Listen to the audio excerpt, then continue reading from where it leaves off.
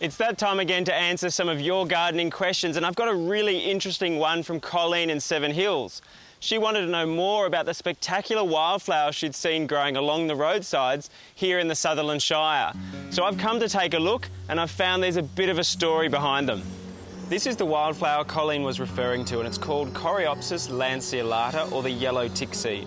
It's a member of the daisy family, is famous for its bright yellow flower colour, but is not, as many people think, native.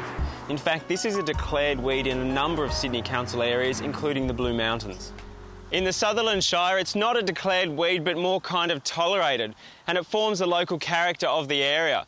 But how it got here is what's really interesting. It all starts back in the meadow gardens of England with one little lady who was also an avid gardener.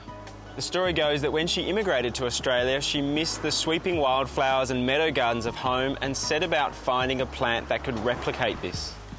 To her credit, she could see that Australian conditions were a lot harsher than English ones, so she settled on a plant from the southern United States which has similar conditions. Now, the plants also germinate easily, so they could naturalise.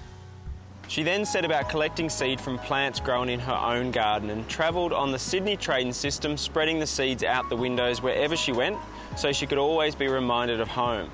Now, before you get too excited, I have to say that today this would be considered environmental vandalism and would probably wind you up in jail along with a hefty fine, so don't do it. I still like the fact, at least here in the Shire, that her romantic vision lives on and generations of people can enjoy the swaying flower heads in the breeze. It's just a shame she didn't choose a local native to do the same job. At least from her we can learn that we have to be careful what we plant into our own gardens.